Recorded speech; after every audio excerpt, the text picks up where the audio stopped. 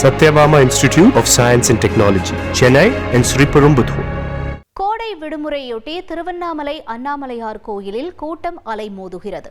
சுமார் 4 மணி நேரம் காத்திருந்து பக்தர்கள் சுவாமி தரிசனம் செய்து வருகின்றனர். கூடுதல் தகவல்களை செய்தியாளர் குரு தண்டபாணி வழங்க கேட்கலாம்.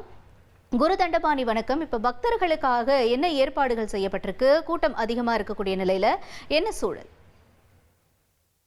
திருவண்ணாமலை அண்ணாமலையார் கோவிலில் கோடை விடுமுறையை ஒட்டியும் மற்றும் வார இறுதி நாளையொட்டியும் இன்று திருவண்ணாமலை அண்ணாமலையார் கோவிலில் பல லட்ச பக்தர்கள் குவிந்துள்ளார்கள். குறிப்பாக வெளிமாநிலம் மற்றும் மாவட்டங்களில் இருந்து பக்தர்கள் அதிக அளவு சாமி தரிசனம் செய்ய காலை முதலே நீண்ட வரிசையில் காத்திருந்தது. அதாவது குறிப்பாக 1 கிலோமீட்டர் தூரம் கோவிலின் வெளியே கடும் கோடை வெயிலில் காத்திருந்து சாமி தரிசனம் செய்து வருகிறார்கள். தற்போது கோவிலில் பக்தர்களுக்கு கோடை வெப்பத்தை தணிக்கும் வகையில் நீர்மோர் மற்றும் நீர் குடிநீர் மட்டும் வாங்கப்பட்டு வருகிறது. குறிப்பாக இன்று பாத்தீங்கன்னா அனைத்து மாவட்டத்தில் உள்ள அனைத்து சிவாலயங்களிலும் கத்திரி வெயில் ஆரம்பித்து உள்ள நிலையில்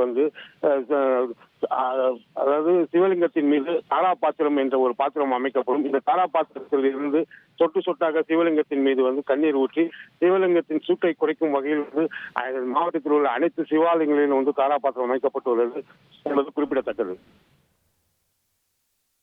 தகவல்களுக்கு நன்றி குரு தண்டபாணி.